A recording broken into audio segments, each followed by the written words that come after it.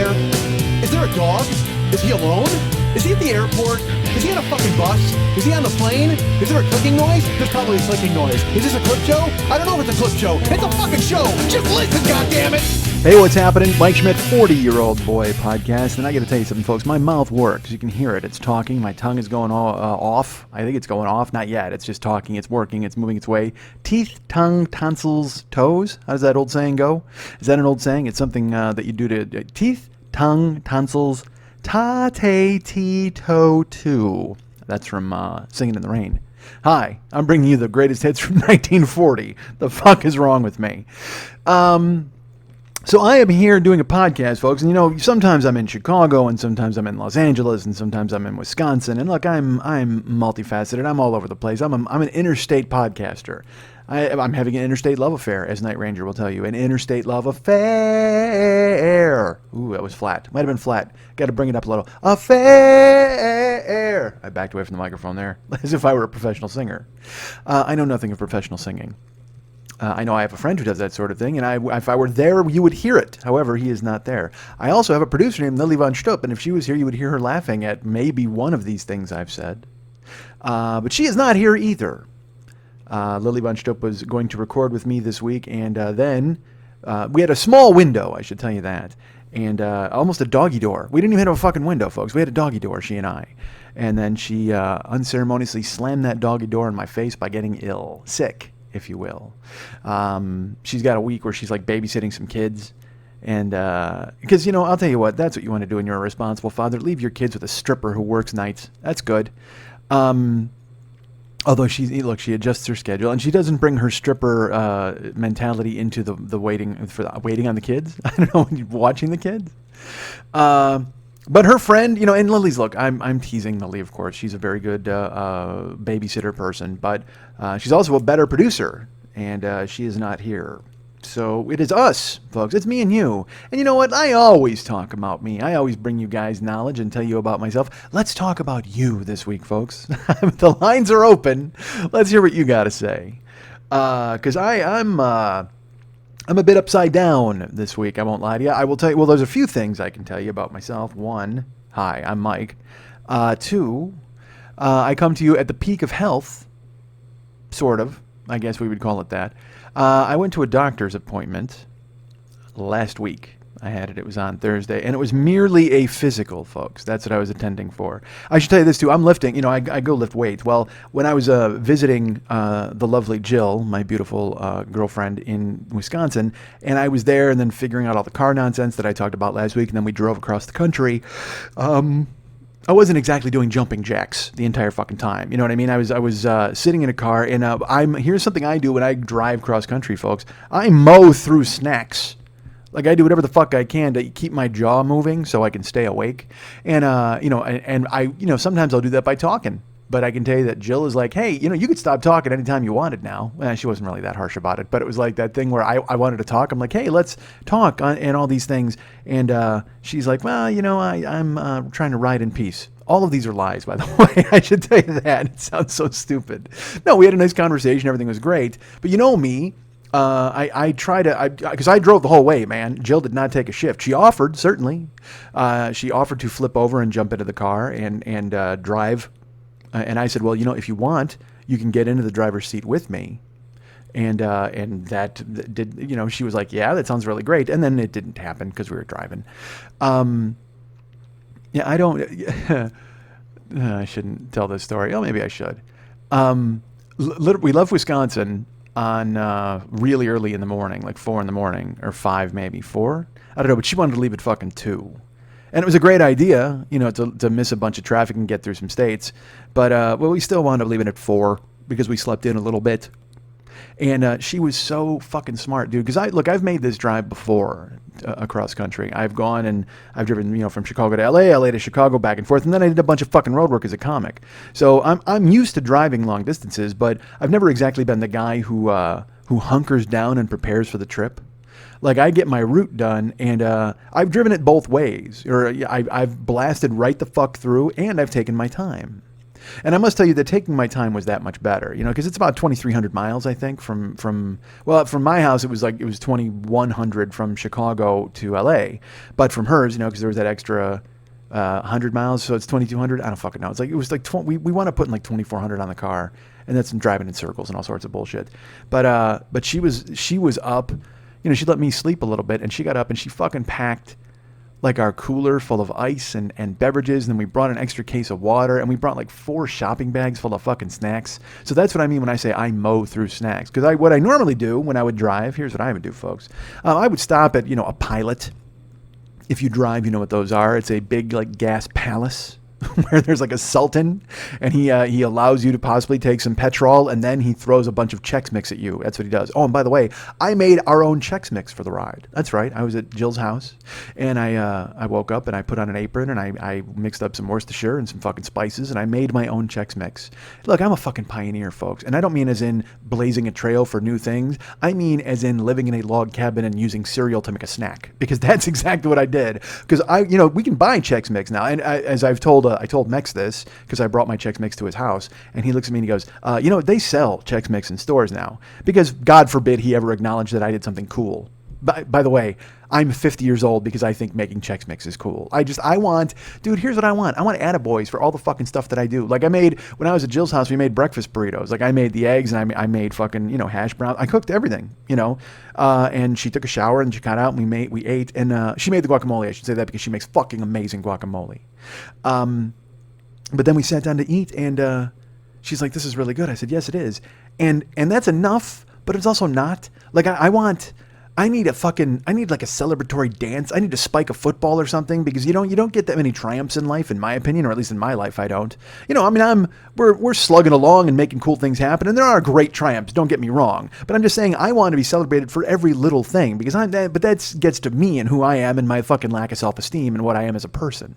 So I want a celebration. I want high fives. I mean, I want like neighbors to come over and go, "Well, look at him. Did he make those burritos? Did you make those burritos? Did you make those burritos? Who made those burritos? You made those burritos, didn't you? You made those burritos, didn't you?" And then they scratch you behind your ear, and everybody has a bite of your burrito, and you can go, "Yay!"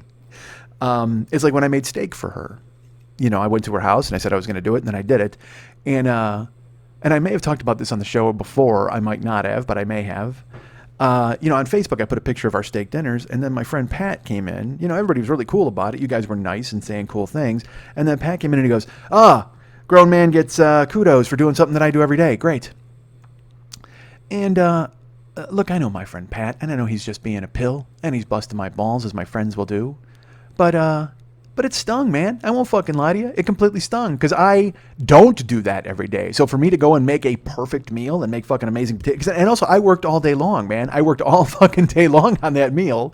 I made fucking potatoes, and I made fucking this spicy salad, and it was awesome. I went shopping. I bought all the stuff. So I guess what I'm saying here is I know what it means to be a woman.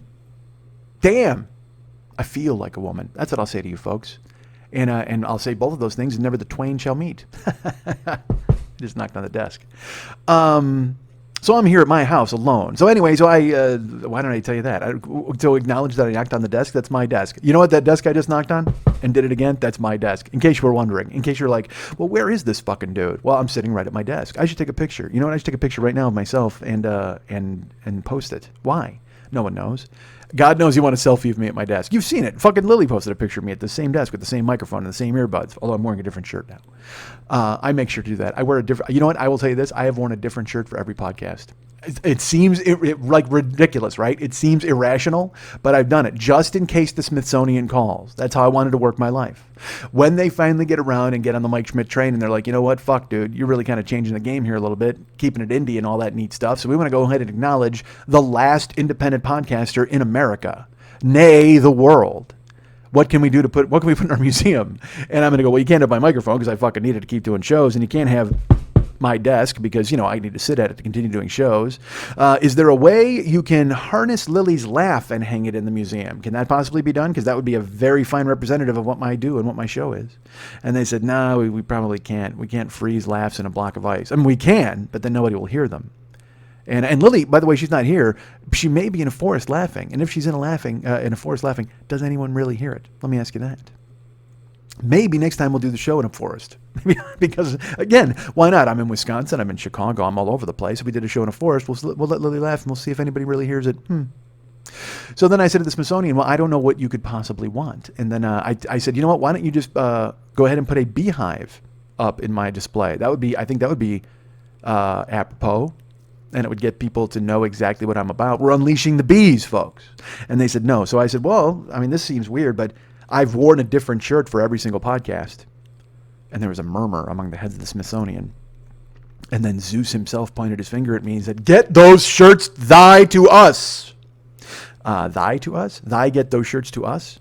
I don't remember what Zeus said. It was loud and rumbly, and he was pointing at me, and I'm not good at that, as you know. I thought he was going to challenge me to like a god fight. And I'm sorry, me and Zeus, you're one god short in that god fight. He's the god of thunder, right? And oh no, that's Thor. No, that's Gene Simmons. Zeus is, who is he? I know he's the Z in Shazam. Solomon, Hercules, Apollo, Zeus, Achilles, Mercury. Yeah, okay. I know what Shazam stands for. I think I did that in another show once, and I was like, it was another thing I wanted to spike the football on. Yeah, fuck, I can make a steak dinner, and I know what fucking Shazam stands for. Take that, folks. What are you trying to prove? You don't think I can do stuff like that? You think I'm not somebody who can come here and bring an acronym and tell you exactly what it means? And then make a steak dinner afterwards? That's what I like to do. I like to sit you down, bust out some acronyms, and then I make some stew. That's how I work my life. Sometimes I like to fill a crock pot with a bunch of raw ingredients, let it cook, and just before I ladle the stew into a bowl for you, I will look at you and go, here's what NASA stands for. I choose a lot of easy acronyms. God knows I'm going to choose some hard ones. Why would I do that? I mean, I'm making stew in a crock pot. How much effort am I putting into this fucking night? Fuck that. Although, goddamn, I'll tell you what, you know who can fill a crock pot? Jill. And that sounds sexual. And I got to be honest with you, it is. The fuck was I talking about? So we were driving, and she loaded the car up with snacks. And filled it to and fro and up and down. And I'm the kind of guy, like I said, what I would do is I would stop at every gas palace in the fucking world, and I would just load up on snacks because it kept me awake, you know, when I've made that drive. The one time I made it by myself, and I did it right, is when I would drive. I drove like 13, 14 hours, and then I stopped at a fucking hotel, and I got something to eat, and I took a shower, and then I got out, and I drove. And that's the way I like to do it. But I've also driven straight fucking through and slept at rest areas, and that's not fun. If only because you never get any sleep from all of the truckers knocking on your window and asking to blow you. I tell you, that is a fucking serious interruption into your rest time. You think you're getting rest, right? You pull up, it's called a rest area. You pull off, you park your car, and then it's constantly this. And you open up your fucking eyes, and there's a Larry the Cable Guy looking guy in a backwards baseball hat making that with his fucking hand and his tongue in his cheek. Get the fuck out of here, dude. Go to your sleeper car. Why don't you truckers blow one another? Seriously, if you're all here looking for head, why don't you just blow one another and make it happen? Fuck, dude. I'd literally just jump the fucking fence and go straight gay already. You know, I will tell you this, like, because Jill, I was explaining, it's just terrible. I love her so much because she doesn't know things when I tell her.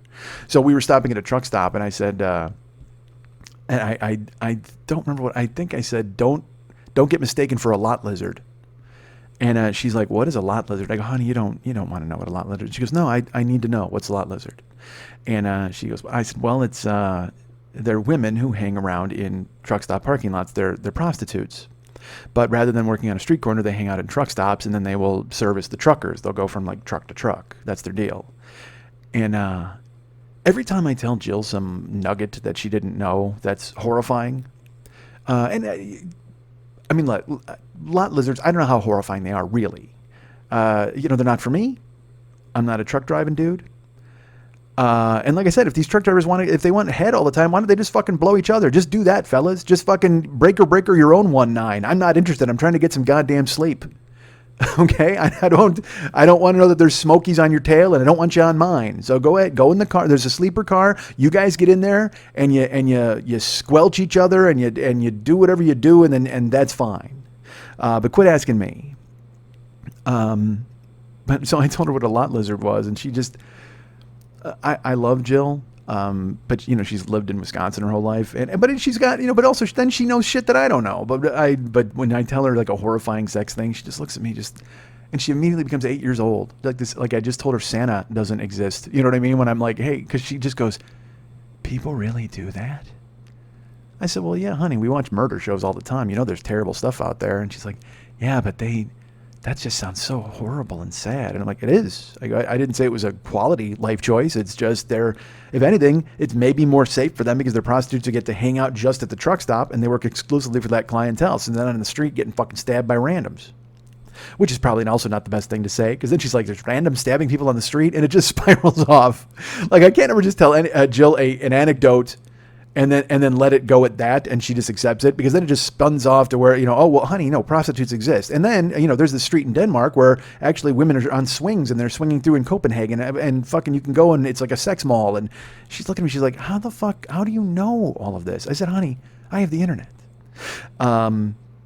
And she has the internet too. She could learn all about this. As I've told you, she spends most of her day watching ISIS videos. That's probably not true, but some of it is true. She saw one greatest hits of ISIS video, and then she was out. She's done. She's seen all she needs to see from ISIS. But I'll tell you this, as horrified as she is by lot lizards and things like that, she was not scared of this road trip at all. So she packed up the coolers, she packed up all the snacks. And what I do is, like I said, I mow through snacks when we're driving. I'm constantly, and all right, who cares? I'll tell you. I'll be driving, and this is I would say to her, I didn't always want snacks. I mean, I would do it on purpose. I would be like, hey, can I get something to drink? Or hey, can I get some cookies? Or hey, can I get, some of the Chex Mix back there? And she'd be all belted into her little passenger seat, and I'd be driving, and she'd say, sure, honey, what do you want? And I'd say, I don't know, just go through the bag. And because we also had apples and pears, and we also brought healthy stuff, grape tomatoes. We brought all sorts of stuff like that to eat too. So I had gone shopping and stocked up as much as I possibly could. So she put it all in the car. Normally when I'm driving by myself, I just fucking reach in the back, and I'll put a shopping bag in the front seat, or I'll have it there, and I can just reach in and scoop out whatever the fuck I want. But with her there, it's pretty awesome because, she's like, it's actually like a buffet. Like, she'll poke her head in the back and go, well, did you want this, or do you want that, or do you want Oreos, or do you want Chips Ahoy, or what do you want? Because we want Chips Ahoy. Dude, here's the thing with she and I. We're like snack idiots, but I think I told you, we'll just eat like one thing. We'll eat like one or two, and then we'll just go, we don't need to eat any more of these. But I mean, then she'll go to sleep, and I'll eat an entire fucking container of berry Oreos. I love berry Oreos. I'm not gonna lie. And you know what? I'll argue with all of you. Berry Oreos are worth it. They're worth the experience. I've had people tell me that they were fucking gross, and I'm telling you right now, they are not gross. I just did a Khrushchev, by the way. That was a shoe. That wasn't even my finger. I just banged my shoe on the desk. They are not gross. So she. What I would do is, like, I had an ulterior motive, and I'll explain it now. She'd unbuckle her seatbelt, because I'm holding her hand, and I'd go, hey, can I get something from the back seat? And she'd say, sure. And she would unbuckle her seatbelt, and she would climb up and, twist around, because she's tiny. She's really small. She can slink all over the whole car. And she would just get up on her knees and lean back and start looking in the car for stuff. And, that served double duty for me because, one, she was getting me, chips or something out of the back, but I didn't give a fuck about that, really. All I wanted to do was fucking just kind of jam my hand underneath her dress and start caressing her thighs. That was really and jamming is probably, I wasn't like, I'm not a fucking murderer. But she would climb to go into the back seat, and I would literally, I would just slide my hand between like underneath her dress, and I would just like caress her thighs like all the way down, and then her calves and her thighs, and she'd be like, honey, what do you want from back here? And I go, I don't know, what do we have? I would just prolong it, so she would just keep saying I did it on purpose, so just because I could get my hands all over her legs. That's all I wanted to do, and that kept me going for the ride. And so I did it all the time, and eventually she caught on, but she was kind of into it too, because she doesn't mind my hands all over her. But she'd be like, honey, but she'd still do it, and it was a great game that we played, and I loved it, and it got me through fucking Texas, okay? It got me through fucking Texas, and Missouri, and fucking everywhere else. But it was awesome, though, to be able to just reach back and have a cooler full of fucking beverages. We had Propel and fucking water, and she brought some sodas, and it was just a great trip, and it made it happen. So I'll tell you why not. We're driving. And, she does one of those things, and I slide my hands all over her legs. And I can't keep my hands off of her when I'm with her. I mean, it's very difficult. I'm either holding her hand, or I got my arm around her, I got my hand on her thigh, or just, and we've talked about this. Look, I'm affectionate, but also she's crazy sexy, and I can't do anything about it. It's just this, I'm possessed. She's like a magnet, and I fucking have to go for her. So I had my hands, and I'm like rubbing her legs or whatever. And how do I put this in language that won't be too crass? This was just as we were heading out of Illinois and into Missouri. The first day we were on the road, and all of a sudden I was really happy to be in the car. Does that make sense to you? She's up on her knees, and I've got my hands, and I'm rubbing her thighs and kind of up a little higher, and over her waist and whatever. And and parts of me that were not there for the trip are all of a sudden like, hey, what's going on? And they decided to poke out and see what's happening. So the steering wheel got a lot closer to my lap. Does that make sense to anyone? Are you able to put this together? I know we all like puzzles. Are we able to put this puzzle together? I hope so. There's only 2 pieces to it. So she sits down in the seat, after she fishes me out a fucking apple or whatever the fuck, and a drink, and I'm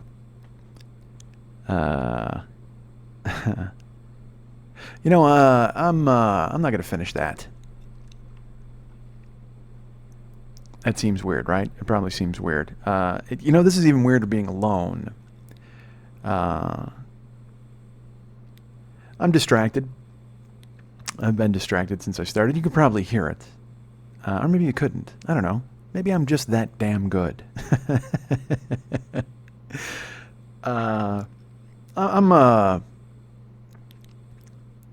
here to record. It's Wednesday. I was supposed to record with Lily on Tuesday. Like I said, she said she couldn't do it. So then I waited till Wednesday, and it's my own fault. I shouldn't have waited this long. I was supposed to work tonight at it's Travis Barbecue. And because I knew I had to record, I was looking for somebody to cover for me. I've been working pretty much every day since I got back into town, and also doing other things that I was going to tell you about. I still might get to them today. We'll see. But I was going to work tonight. But I sent the word out to a couple of guys, and I'm like, look, can you cover me tonight? I'll be your best friend. And look, folks, that's a serious incentive. I don't know if you're looking for a best friend. But I don't even know if you have a best friend. But I'll tell you this: if you're not looking, and you already have one, why not have 2? That's what I would say to you. If you were to say, I don't need a best friend, bullshit. If you want me to be your best friend, because I'm a good best friend. I don't know about any of that. I don't know if that's true. Here's me delaying what I wanted to talk about again. So I didn't go to work tonight. Like I said, I got a guy to cover for me, and I'm recording tonight, ready to do the show, and then tomorrow get up, and I got stuff to do, and I got a text from a manager at my work. Now, I should tell you, I hadn't been there for like a month. I was in that car accident on the 19th, and everything kind of went to hell, and they were sympathetic about it. They were pretty cool about it. It's fucking horseshit. They were terrible about it. This is going to get weird. They just basically acted like I didn't fucking exist. It was the weirdest thing. Like, the night it happened, there was a bunch of craziness going on, and I talked to them, and then one of the employees who works there was very nice, because when I tried to drive home, remember I told the story about how I had to push my car? Well, he came and picked me up. He was very cool about it. But other than that, man, I have just been persona non grata at this fucking place. Like, I texted them and nobody answered, and it would take 2 days, 3 days. Nobody fucking wrote me to say, are you okay? Or are you dead? Or are you fucking ruined? Or how's your car? Nobody. And look, it's nobody's job to give a fuck about me. I totally understand that. But it would seem like if I'd been there for 2 years and you knew I was in an accident and there were cops involved and you saw the car and I actually had to, I was there, you would think that they would maybe go, hey, I wonder if Mike's okay.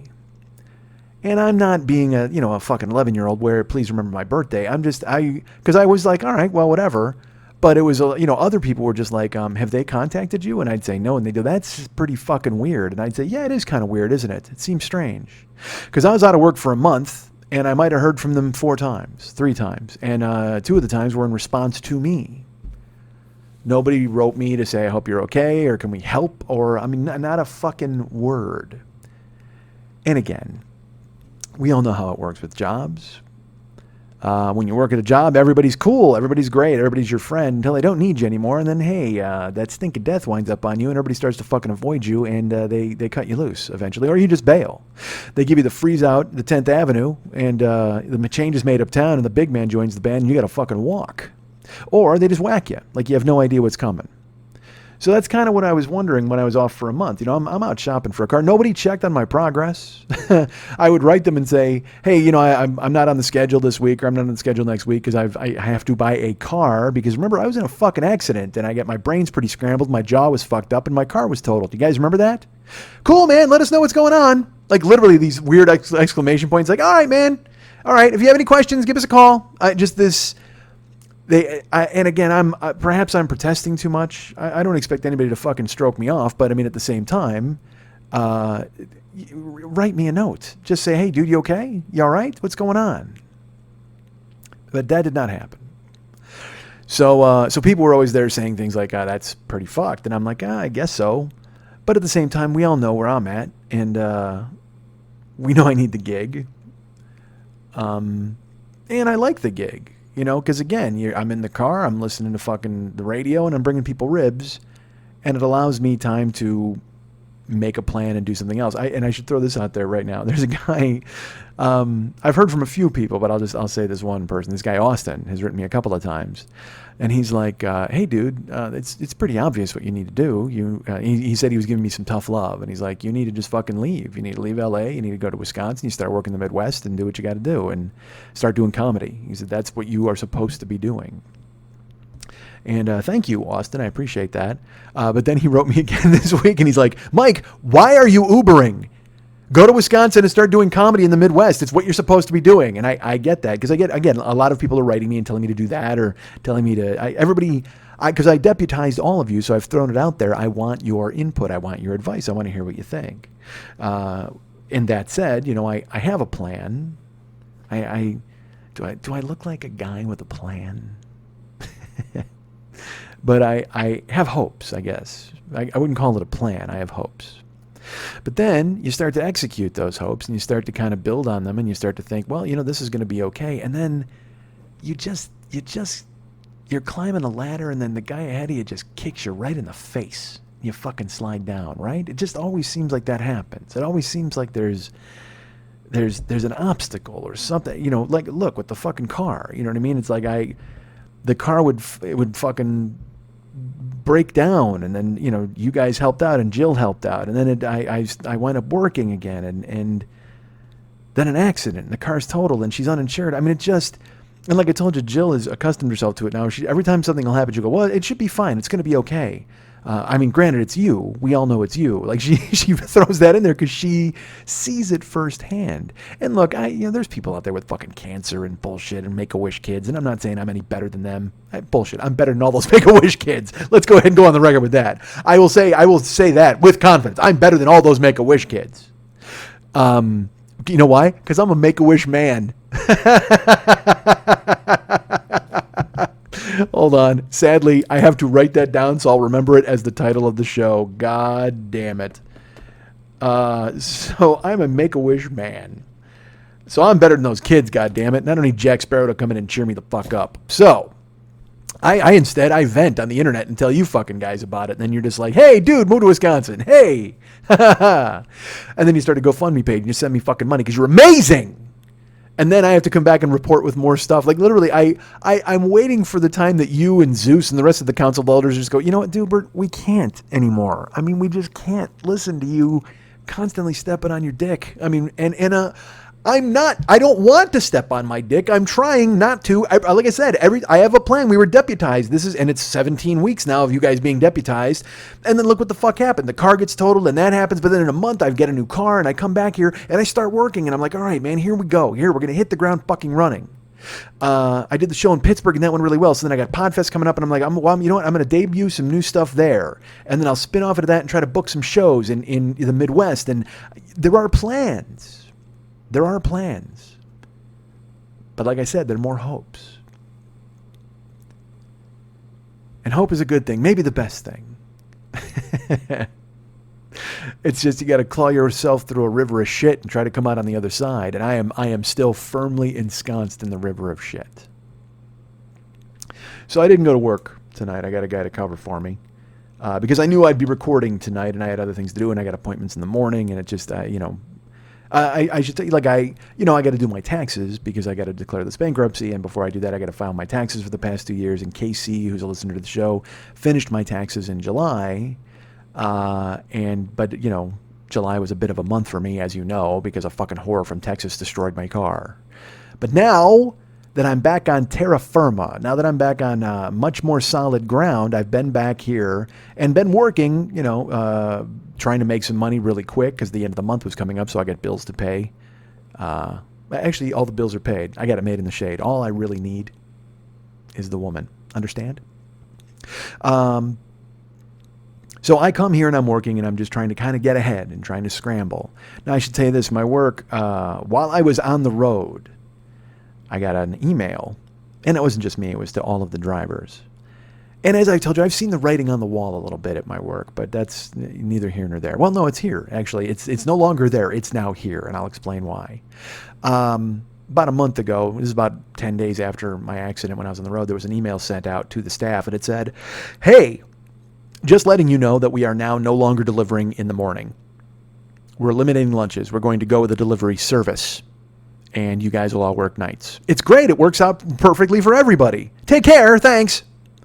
Again, that cheerful, weird spin at the end where they're like, yeah, this is a good thing. Now you don't have to get up early. It's like, no, fuck that. I got to make money because here's the deal. At my gig, working lunches was hit or miss.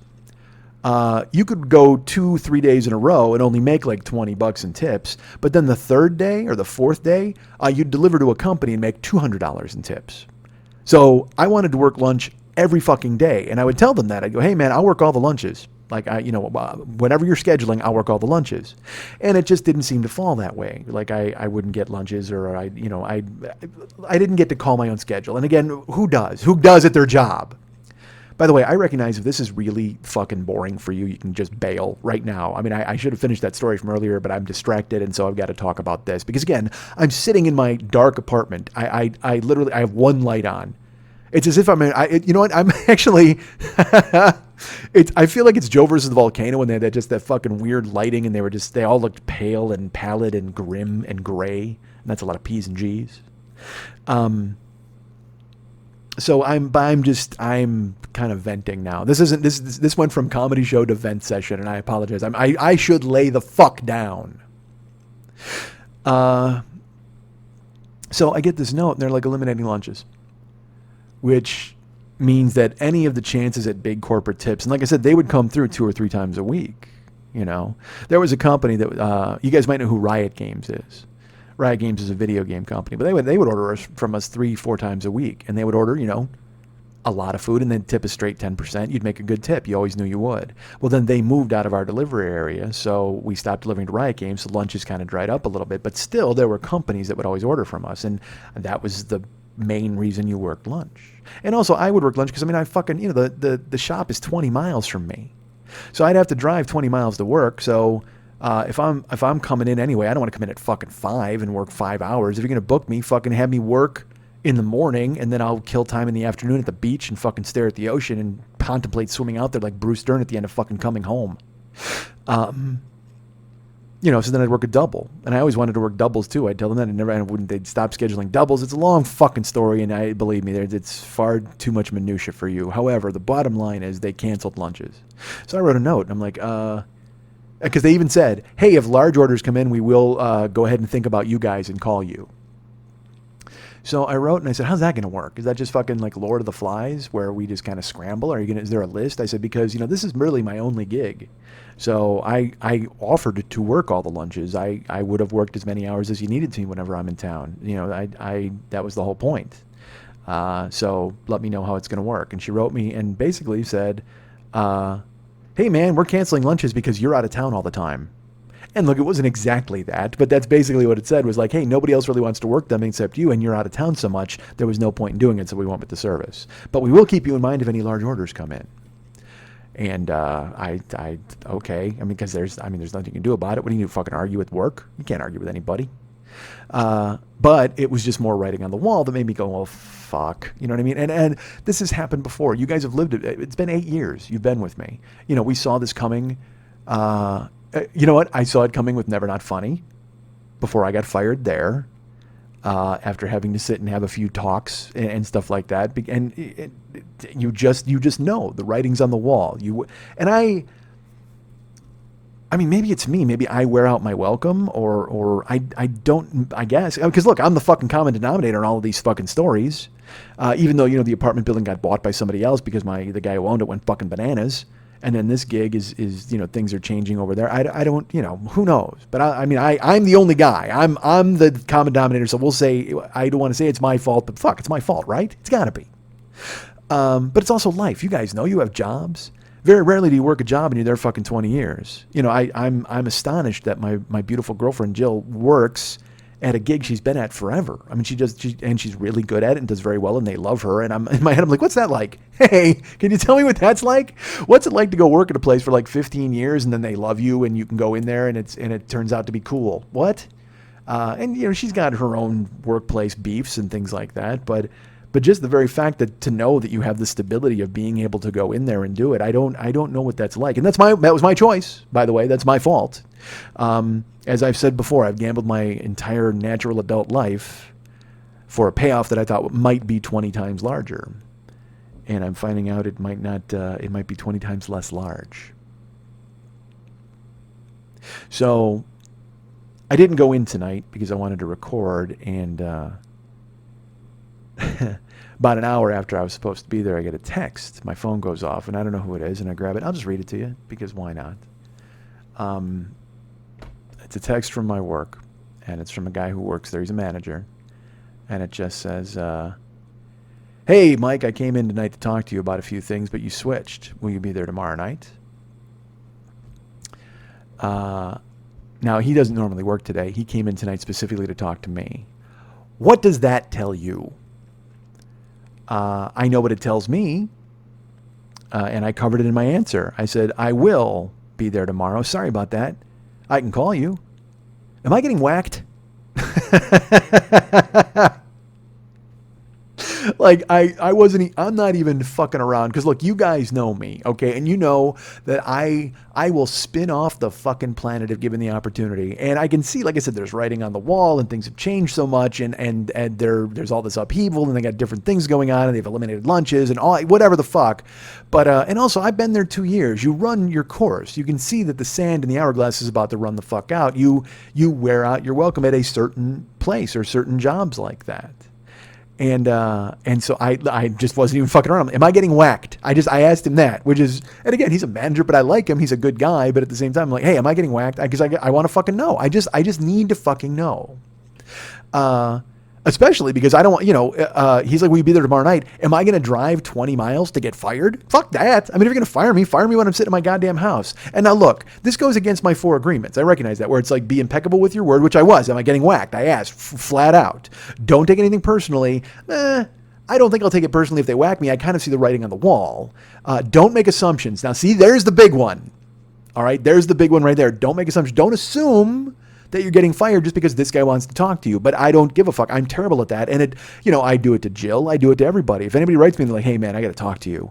And I'm like, fuck, what happened? Do I need to buy a cemetery plot, a gun? What the fuck do I need to do with myself? And they're just like, no, dude, everything's fine. And the funny thing is, Jill has the same thing in her. If I say to her, I go, like even tonight when I was going to tell her about this thing, I texted her. I said, hey honey, can we talk for a second? Because she was going to bed. And she just went, she called me right away, and she just goes, what's wrong? Is anything wrong? What's going on?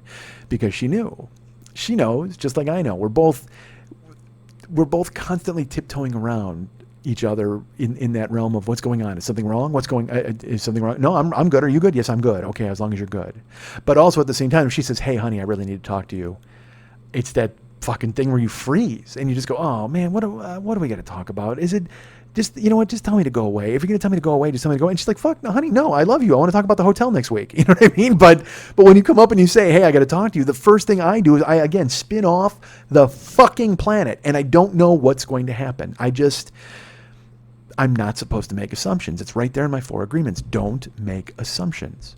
But I immediately assume if a manager who wasn't supposed to work tonight, actually goes into work to meet me at 5, because he could have very easily texted me this morning and said, hey, dude, you want to come in early so I can talk to you? Or he could have texted me and said, hey, here's what's going on. Or he could have called me. Or no, he was going to meet me there. And very rarely does your hitman tell you he's going to see you. You get in the car and you get the ice pick in the back of the head. That's how it works. Your hitman does not sit in the front seat waiting for you to sit and go, hey, by the way, I'm going to put an ice pick in your head now. No, there's no warning. So they were going to have me drive in and he was going to be there to meet me and I was going to get fucking kneecapped. In my opinion, in my mind, in my brain. And look, I'm sure you're like, come on, Mike, they could have been saying good things. And I'm like, yeah, I'm going to guess they probably weren't. If a manager who wasn't supposed to work tonight was going to meet me at work, I'm just going to assume I'm getting fired because that's who I am. So I asked him flat out, am I getting whacked? He didn't answer me for about a half hour. And then he wrote, sorry, I'm home now. Let's talk tomorrow in person. Oh, God. So now I've moved on from thinking that I'm getting fired to maybe I'm actually going to get murdered. I have no idea. Let's talk tomorrow in person. So that means they are dead set on me being there for whatever the fuck's going to happen. And I should tell you this, the pay period ended on the 31st. So that was the last day I worked. So, I'm sure they've got my last check all prepared. I'm sure I'm going to walk in and they're going to fucking, take my Travis barbecue shirt and rip it off of me and then point to the wall and make me put my face against it while they put a bullet in the back of my fucking head. I have no clue. All I know is that's not good. Let's talk tomorrow in person is never good. And then his next paragraph, to me, even worse. It's about some changes, opportunities, and your accident. So I don't even know what that means. All right. Obviously there's changes afoot. Are they specifically about me? And that's why you wanted me to come in? But I'll tell you this, again, I'm the guy who spins off the fucking planet who's just like, fuck, I'm getting fired, I'm getting whacked, let's talk tomorrow in person, it's over. But then when I read it's about some changes, opportunities in your accident, part of me actually tried to convince myself that it was good. Because I'm sitting here thinking, I'm going to die, man. I'm like, all right, I'm going to get whacked. I'm going to get fired. It's going to be terrible. I don't know what the fuck's going to happen. But then when you use the word opportunities, it kind of puts a bold face on it, right? It kind of puts a smiley face right on everything. It's like, it's about some changes and some opportunities in your accident. Now, I'll take those separately. Changes and opportunities, that could be a good thing. I mean, what the fuck? Maybe that's why they want to see me in person, because they're going to make me king of the drivers. Maybe that's going to happen, right? Maybe they're going to be like, dude, we've thought about it. We like your style. We totally like the cut of your jib. We're going to make you the king of all the drivers, and you get to fucking make the schedules, and we're going to give you extra money, and we're going to give you some fucking raises. That's right, not just one, a bunch of raises. You're just going to get showered in money, and the opportunities are going to be you being able to use the restaurant for your own personal use. That's right. It's an opportunity for you to come here and throw parties for your friends. Whee! We'll provide all the food. Look at the changes we're making. Look at the opportunities we're giving you. This is fucking amazing. But then it's about my accident. Now, I don't know what that could possibly mean, because the accident is over. The car's gone. The insurance has been settled. I've got a new car. I don't know if literally this could be just them going, "Hey, how you doing? weren't you in an accident like over a month ago? How's that going?" Like maybe they just want an update on it. I can't figure it out, but it seems a little late in the fucking game to write me and be like, "Hey, dude, we want to talk about your accident." Well, really? Well, you're about fucking 7 weeks too late. There was an opportunity where you could have texted me or called me and asked about that kind of stuff. And then I'm trying to think about, what was said around work. That's because, fucking workplaces and scuttlebutt and bullshit. And, the thing is, people asked me what happened. And I was honest. I told them exactly what happened. I was like, hey, man, I got fucking rear-ended by a cunt with no insurance. And now my car's totaled and I had to buy a new car. They're like, fuck, that's terrible. And I'm like, yeah. And I want to say even more terrible is the fact that I came back here, that I had to fucking come back to this gig. But it's a decent gig and it brings some money in quickly. It's not what I want to be doing. It's not what I should be doing, but it's what I am doing. So you make the best of it. But it's about some changes, opportunities in your accident. Like I said, 2/3 of that could be good, but your accident, I don't know what the fuck are they going to go back in time and erase it? I have no idea. So I texted him back and I just went, hey, I wasn't trying to push you on this. I'm like Don Corleone. I insist on hearing bad news immediately. I'll sweat it out until tomorrow. And that, because that's totally true. Because as you know, I'll obsess. I'll sit there and it'll be grim and I won't know what the fuck is happening and I'll wonder and I'll worry. And Mex will tell you, dude, Mex is fucking tired. And that's, you know what? That's one of the reasons I got whacked from Never Not Funny. I'm sure I would just come in and I'd obsess and I'd worry and I'd wonder and fucking Jimmy and Matt got tired of it. They'd be in a room with this giant fucking black cloud and they're like, dude, we can't. It's supposed to be fun, man. It's supposed to be fun. And I get that. It is supposed to be fun, and it was fun when it was fun, but sometimes I was a pill, man. I mean, that's fucking who I am, and it's why I'm in therapy today, trying to fix that shit. You know, it's when I'm with Jill, it's the same deal. I'm like, hey, look, because Jill's like, I just want you to be happy. I want you to be happy all the time. And I'm like, I'm not going to be happy all the time. I want to be. I love it, and that's what I'm working toward. I'm happy when I'm with you. I'm happy when we're together. But, if I'm sitting there and thinking, it's because I'm thinking about the fact that, I've got changes, opportunities in my accident to talk about with a fucking guy. He texted me about it. So I need to wonder. I need to worry. I need to always be thinking. And I'm not negative. I'm realistic. I put up the shell for the bad thing to happen. That's all I'm waiting. I'm waiting for the fucking bomb to drop because it always has. That's the thing. The bomb has always dropped. It's been good. I've had good times. I've had good things. Fuck. I've got the most amazing thing going in my life right now with Jill. But that's why if she says, hey, we got to talk, I immediately fight or flight. I just want to run. I want to fucking run because I don't want to have that dropped in my lap. And just like these guys, hey man, we want to talk. Let's talk in person. Well, just tell me. Just fucking tell me. Just do me a favor. All right. It's like, again, like I've told the Hitchcock story where he tells the story. If you have the audience see people eating dinner and then a bomb goes off, there's a terrible shock and the audience freaks out. But if you show the audience the bomb and then you show that these guys having dinner for half an hour or whatever the fuck, people are freaking out because they want them to get the fuck out of there and wait for the bomb. Well, I'm constantly having dinner with the bomb under the table. Whether it's there or not, I'm having dinner and there's a bomb under the table. Always. In fact, I may be the bomb under the table. So, like I said, I'm like Don Corleone, man. I insist on hearing bad news immediately. And like I said, Mex knows because I'll be with him and because Mex is the consigliere for this show. If I'm Don Corleone, Mex is Tom Hagen. All right. He's the guy who handles everything. He's the guy I can go to and run through everything with him and he'll talk me down and he'll fucking straighten me out. And you know what? He's like the Mexican Tom Hagen. He's fucking, he's Tom Hagenero. That's who he is. Mex is Tom Hagenero. So, he's the fucking guy. And eventually, if this ever goes anywhere and he can fucking leave his house, well, he'll be the guy for me in an office somewhere. But, or composing or writing or whatever. I mean, just something to reward his fucking hard work. But I said, I'll sweat it out until tomorrow. And then I said, I'm in at 5. Let me know if you want me there earlier to talk. Because I would much rather get there at fucking noon and get whacked and then Uber all around fucking Venice, and then have the other bad shit happen. So I sent that to him and he texted me back and he just went, hey, everything's good here. I'll call you tonight. And I said, cool, I'll be here. And this was about 2.5 hours ago. And that's, and then I started the show. And I'm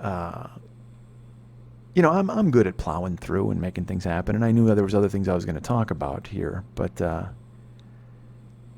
when this came up, I had to fucking... Because I don't understand. I guess I just don't understand. I don't know. Because again, yesterday, like I said, was a great day. I set up this tax appointment. I set up a headshot appointment. To try and start doing the things I'm supposed to be doing. I have a car that works, and I've been driving, and I did some Ubering. I'll tell you about that either this week or next. It's been interesting. But I've been doing what I could to bring in as much cash as I possibly can and to right the ship. I was gone for a month and then I went, you know what, fuck it. I got this car. I'm going to come back here. And I've waited too long. I need to dive back in. And you know that. We all know that. But dude, what the fuck, man? Are you kidding me? Literally, I'm not even back here. What have I been here, 2 weeks? Jill and I got home here, I don't know, August 7th or 14th. I don't know off the top of my head. But 2 weeks later now, I'm getting called on the carpet for a fucking meeting where they and again, they're not even telling me what it is. Changes and opportunities and my accident. I don't, again, and look, as I've said, I'm fully creating in my head the illusion that I'm getting whacked and bad things are going to happen. You know, like I said, I've tried to think about what else it could be, you know, because people at work have asked about my accident. I told them the truth. I told them exactly what happened. I haven't misinterpreted. I've told them, but then part of me is like, well, is there some weird scuttlebutt where it's going around that I said something different? I don't fucking know. Again, that's the thing. I don't know. If I don't know things, I don't understand them. It's like when I tried to buy the car. Jill and I are in the car driving away from that dealership, and we're both going, what happened? What changed in 2 days? From them wanting to sell you a car to them basically treating you like a fuck up and not talking to you. And I said, that seemed personal to me. And granted, because I can make anything personal. Even though one of my agreements is don't take anything personally, I can absolutely make things personal. So I'm making this personal today, and I'm making assumptions, and I shouldn't. Because you know what? If they whack me, I just drive more Uber. Or maybe I move to Wisconsin. Or anything. Because that's the good thing, is anything exists. You know, maybe I just fucking say fuck it and just do comedy. And just go out and get raw and just fucking do sets. And do the fucking thing I'm supposed to be doing. You know, this happened with the apartment building. And one of the reasons I'm going off here is because, you know, when I got fired from fucking Graveyardville, I was in St. Louis. And I did a show that night, and I talked about it for like 45 minutes to an hour on stage. Like, literally, I just talked about that because it was in my fucking brain, and I did not know what was coming next. I knew my marriage was falling apart. I knew my job had just ended. And professionally, things were great. People were buying tickets and coming to see me, and I felt really good about my show. Well, here I find myself again.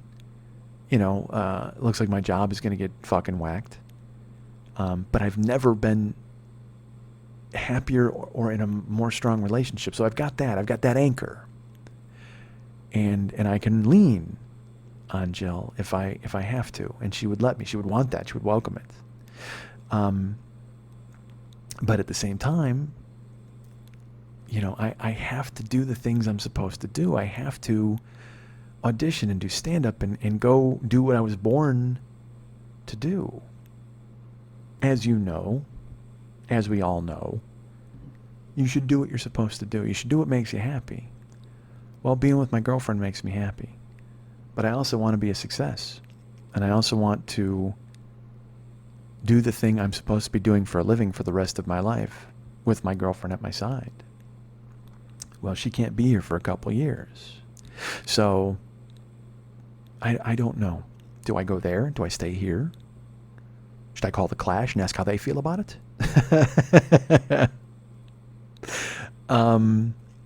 Because I have to give it the shot. You know, I have to get the headshots, and I have to get and make the rounds of agents, and because I'm fucking good, man. I'm good. And I know you don't want to hear this fucking weird bullshit of where I build myself up again and go, yeah, I'm good, man. I promise, man. Shut the fuck up. Nobody cares. Nobody fucking cares. Well, bullshit. You care. Everybody cares. I just don't know if you want to hear me suck all the air out of a room again by going, you're good, man. You should do this. I'm not Stuart fucking Smalley. I should just fucking do it and shut the fuck up. And sometimes the best thing is to have your safety net removed. And sometimes the best thing to do is to have to make decisions instead of want to make decisions or think you should make decisions. You know, the good news is, like I said, I know I love Jill, and Jill loves me, and she supports me, and she backs me up in whatever I choose. And look, I don't like being separated from her anymore. You know, we go 2 weeks, 3 weeks away from one another. I don't want to go 2 hours, 3 hours away from her anymore. You know, we're FaceTiming today, and I'm looking at her. I'm just like, Jesus Christ, why are you not here? Why am I not there? Why are we separated? It's just this cruel joke. You know, it's a cruel trick of fate that you find the person that you're supposed to be with, and they're so far away, but you make the efforts and you take the steps and you do the hard work to know that you'll eventually be together for the rest of your lives. And that's what we're doing. But I would love to hold up my end. God damn, that'd be fucking great, right? I'd love to make it happen a lot sooner by actually getting a fucking real gig and making some real money and doing what I'm supposed to be fucking doing and touring, and that's what I'm trying to do. In addition to going to therapy and trying to solve this fucking riddle of who the fuck I am as a guy. Who knows, man? All I know is this. There's some changes and opportunities in the air and the wind right now, and I'm going to hear about them at some point. But It's now, it's been a couple of hours and I have not heard. He has not called. And I've got my cell phone out. I'm waiting and I'm staring and I'm trying to figure out what the fuck is going to happen. I'm trying to figure out if he's going to call. And part of me, I'll tell you this, part of me wants to do the show until he calls. Part of me wants to put it on the show, the actual call. Like I just want to throw it on speaker and just go, hey dude, you're on speaker, let's hear it. I don't know if he would be too fond of that. But part of me wants to just kind of do this show until he calls so I have something to say. But then what if he doesn't call tonight? What if he doesn't call tonight and then we have to worry about tomorrow? So I'm just, as I talk, I'm not kidding you. Let me, that's my desk. As I sit here, we've got the microphone in front of me. We've got the laptop on my right. And if you're in the audience, it's stage left. But directly in front of me, I have my cell phone propped up. And I just keep staring at it. And I keep waiting for it to go off, either with a text or a call from him. Just so I know what I'm doing for the rest of my life. And look, I know certain things that I'm doing for the rest of my life. I know I'll always be doing this show. I know that I'll always be performing live. Hopefully not as sporadically as I have been. And I know that I'll always be in love and I'll be holding the hand of my beautiful girlfriend, Jill. But this phone call has a say in just exactly when I get to start the rest of my life.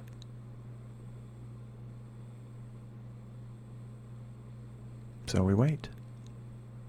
And we look and we stare and we wonder. And we hope. We'd love to make plans. But instead we hope. You guys can get me at mike@MikeSchmidtComedy.com. You guys can be my friend at Facebook.com/the40yearoldboy. You can follow me at Twitter.com/the40yearoldboy. Our friend Lily Von Stupp is fantastic, and she's not here. She's sick, so send her a get well note if you're her friend on Facebook. And if you're not, you can go to Facebook.com/Lily Von Stupp and try to become her friend quickly. Our friend David Hernandez does all of the artwork and all of the music. Tom Haganiero, consigliere for this show. Right-hand man. Friend for the ages. You can go to Facebook.com/David Mex Hernandez and become his friend and tell him what amazing work he does for this show, musically and artistically. Or if you'd like to send him some money and hire him to do some cool stuff for you, or buy some stuff that he's already has done in the past, you can go to artbydmh.com, ARTBYDMH.com, and check out his website. He's got all the Guycons on there. He's got the Valscapes, and he's available to do personalized artwork for you, depending on what you need and what you want and when you need it. So contact him at artbydmh.com. You can write him on Facebook. I believe he has an email set up through artbydmh.com. He may not. But either way, get a hold of him. You can get a hold of him through me. Fucking send me a note, and I'll forward it to him, whatever. But if you want to hire him to do stuff, that'd be cool, because he deserves it. Our friend Ryan Dirks does all of the web work for this show. You can find him at facebook.com/Ryan Dirks. And as I mentioned, Lily is on Facebook.com/Lily Von Stupp. She's got several different Twitter accounts at Twitter.com/Lily Von Stupp, Twitter.com/MNTs, and Twitter.com/HollywoodBQFest. But if you'd like to write her a personal note and find out what she's going to do with the rest of my life, you can write her at Lily at burlesque411.com. That's Lily, Lili, at burlesque411.com. You're listening to The 40-Year-Old Boy. Coming up later, Todd Rush and the Technicolor Cocksling.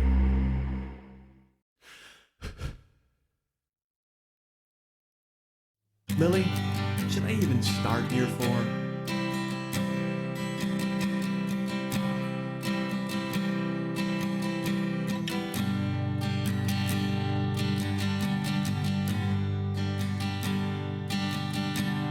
Lily, should I close the Zazzle store?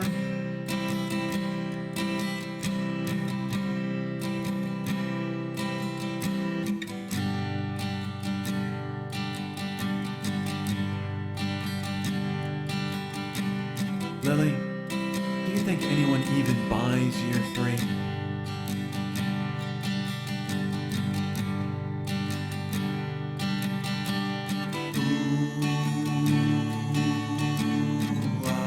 Lily, hey, how's your name?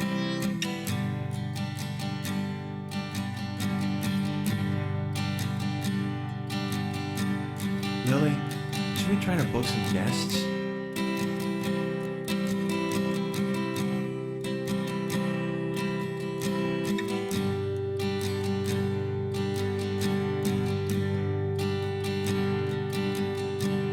Lily, should we try to mic your breasts?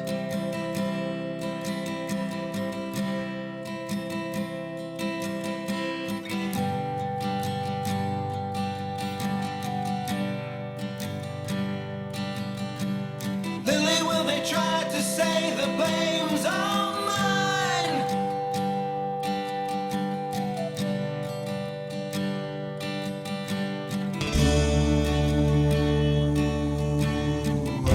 Lily, why wouldn't Mex let me sing that line?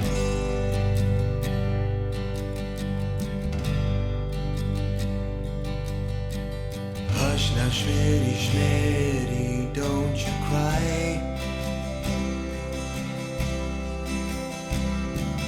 Lily's gonna upload your podcast for you. Lily's gonna edit it and title it too. Lily's gonna keep you on some kind of clock. She won't get grossed out when you mention your cock. Lily's gonna help Schmitty with all of her might. Ooh, Schmitty. Ooh, Schmitty. Ooh, Schmitty. Of course, Lily's only free Wednesday night.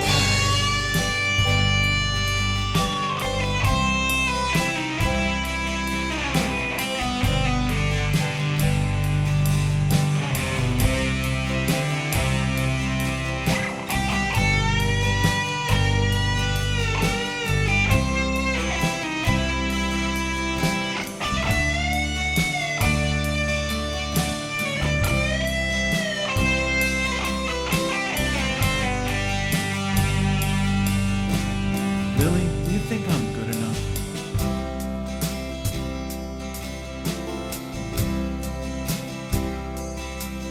Tell me.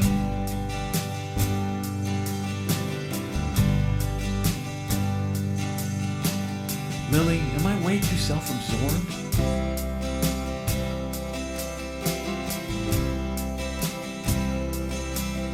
To see?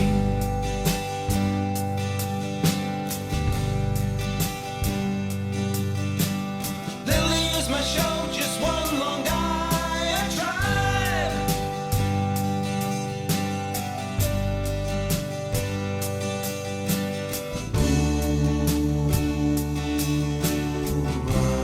Lily, will they unsubscribe?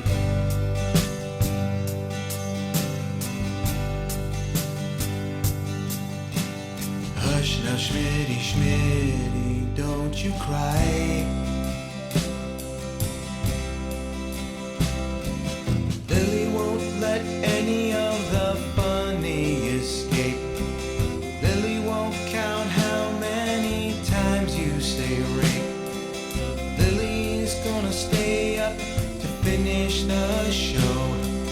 Lily will help you meet Tarantino. Lily's gonna be laughing all episode through.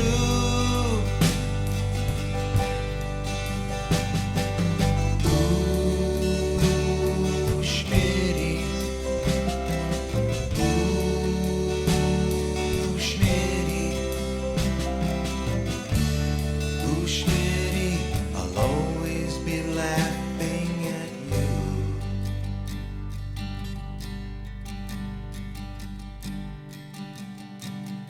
Lily, does it have to be so loud? Want to remind you folks about the Monday Night Teas every Monday night at the 3 Clubs on Vine at Santa Monica. You know, it's funny, last week I was with Lily for the first, 3/4 of the show, or 4/5 or 5/6 or 7/8 or 8/9 or 9/10 of the show, and then she had to take off, and I closed it out myself. Hold on, a plane, can you hear it? Or that's actually a police helicopter. Perhaps there's a fugitive on the loose. I don't know. I've been inside. And I will stay inside. I will hide under the coats and stay here forever and ever after what happened today. Or what we're waiting for to happen today. So last week, Lily bailed, and I closed the show out myself, and I pitched the tease, and then it turned out there was no tease last week, or this week. Like Monday night, they were fucking dark, because the club was bought out by some other person or other entity, and so there was no tease. So if you went to the tease on Monday, and you sat there looking for me or Lily, or probably Lily, you weren't looking for me, but if you went there, I apologize, and please write me, and I'll do something I can to get you a ticket to a future event. But I can tell you there is one next week. I promise. Next week is Labor Day. I assume there's one for Labor Day. Christ, I'm talking out of my ass. I hope there's one for Labor Day. I can't guarantee anything, but why wouldn't there be one for Labor Day, right? Why not? Women go into labor. That's it. It's an all-pregnant show. It's all pregnant dancers. That's the Labor Day theme. You know, I know Lily's going to hear that and she's going to laugh, but then she's going to be mad she didn't fucking think of it. I want credit, Lily. Hire a bunch of pregnant dancers on Labor Day. It's perfect. It sells itself. And let me tell you, that is 8 children whose futures you would weep for, folks. If their women, if their moms are on the pole before they're even out of their bellies. But go to Monday Night Tease. Well, go to facebook.com/Monday Night Tease. I'm sorry, I'm distracted, and you're going to laugh at me. Hold on. There was like spit on my lip, and it kept catching onto my tooth. And as I talked, I could feel it flipping. I don't know if you heard it. I got no fucking clue, but it kept doing it, and I kept trying to clear it, but I wanted to keep talking. Good, you don't fucking care. But that's, if I seem distracted, that's why. It's actually been doing it since the first minute of the show. And I've just been going, man, I hope that goes away. No, the Monday Night Tease exists. Facebook.com/Monday Night Tease. You can join that page and see all the pictures of the upcoming performers and see all the performers who've been there in the past and see their nudity and their naked skin. And see them without skin. There's some skeletons who've been at the show, so go ahead and check out their bones. I like saying bones. Of course, you can go to twitter.com/MNTees and learn all about that stuff. If you go to brownpapertickets.com, you can get tickets to the Monday Night Tease as it arrives in coming weeks. I'm not sure who's going to be there, so I cannot plug it, but I can tell you if you go to brownpapertickets.com, you will see all the lineups that you need to see. And as I mentioned, go to facebook.com/Monday Night Tease. I'm listen to how quickly I'm talking. Facebook.com. Slow the fuck down, spit mouth. All right.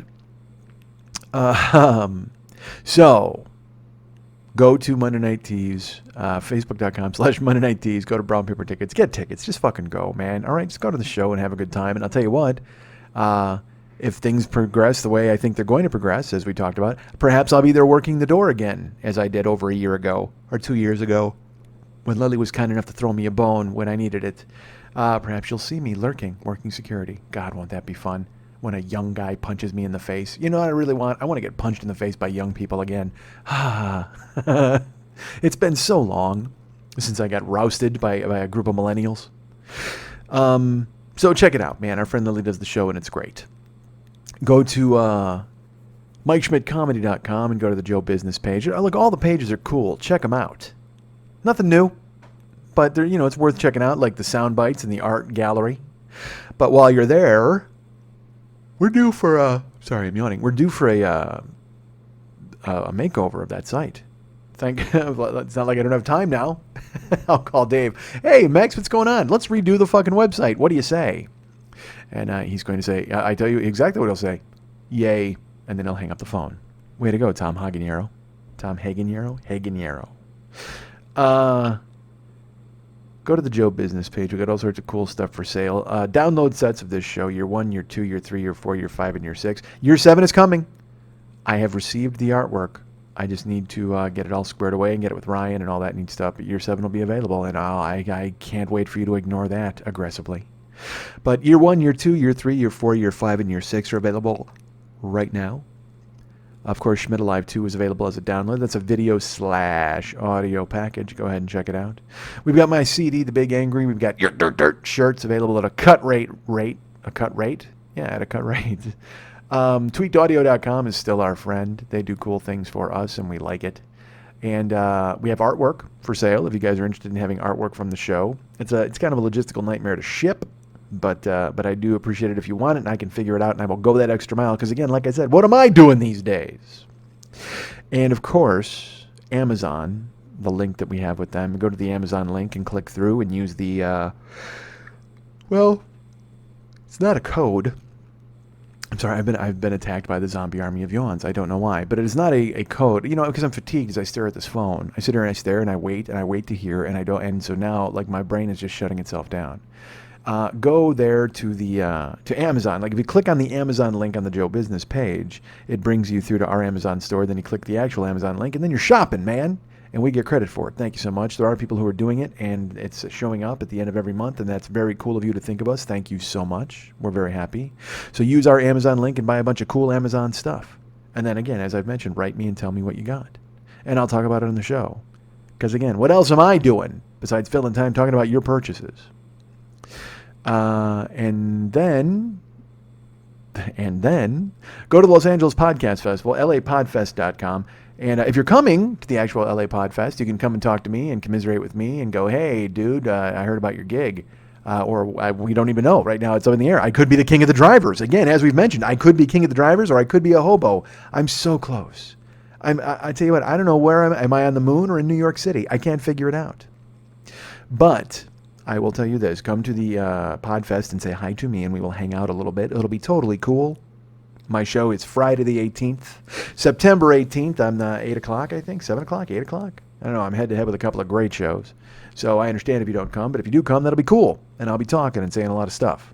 If you want to buy tickets, go to lapodfest.com and use the code BOY. That's all lowercase, B-O-Y. And use that code and get yourself some tickets. But if you want to just buy the live Podfest streaming and sit home naked and check me out, man, like everybody else does. That's right. I say everybody else. Everybody does that. If you wanted to sit there with no pants on and check out a bunch of shows, then use the code BOY. That's B-O-Y, all lowercase. Sorry, I'm stifling. Use that to go ahead and get yourself the live stream and watch it from the comfort of your own home or your apartment or your car or on a phone and on a train or on a plane. Could you on a plane? Could you on a train? Could you in Bahrain? That's a question for all of us to think about. You know who really thinks about that? Someone in Bahrain. They're like, fuck, I never even thought about that. Would I? Could I? They're going to ponder that all day. You know what? What if you got on the train in Bahrain? I tell you, the train in Bahrain, it mainly stops in Spain. Good Christ. Why am I even talking? I'm just literally staring at the phone waiting for everything to end or begin. And you know what? I may Uber tonight. Maybe I'll do that. Maybe instead of just staring at this fucking phone. That would be fitting. Like, it was like when last week we got the phone call during our test drive. Maybe now I'll get a phone call during Uber that tells me everything has changed and everything's over, and I can be like, wee, hooray. And then I'll turn around to the drunk person in my back seat and I'll be like, you're not going to believe this. And they're going to go vomit, vomit, vomit all over my back seat. Next week, or maybe, you know what? I don't know. We'll see. I will let you know. Because again, it's a coin flip right now. I have no idea what's happening. I know I'll be Ubering at some point. I know I've Ubered some already, and I was going to tell you about it, but then my life was taken over by indecision and not knowing what was going to happen here. My whole thing turned into a fucking Harvey Dent, so I don't know what side is going to come up, the scarred side or the normal side. But we're going to sit here, we're going to stare at the phone.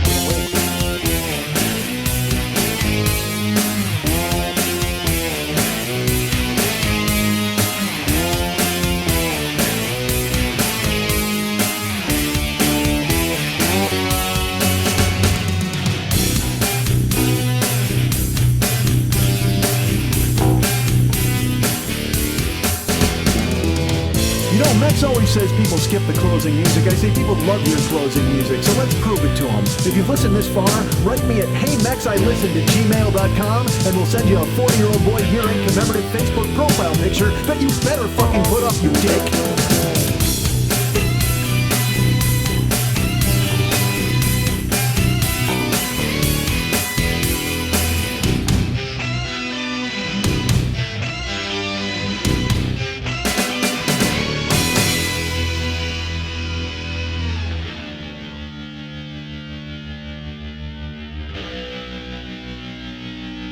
Sorry about the dick thing. Thing.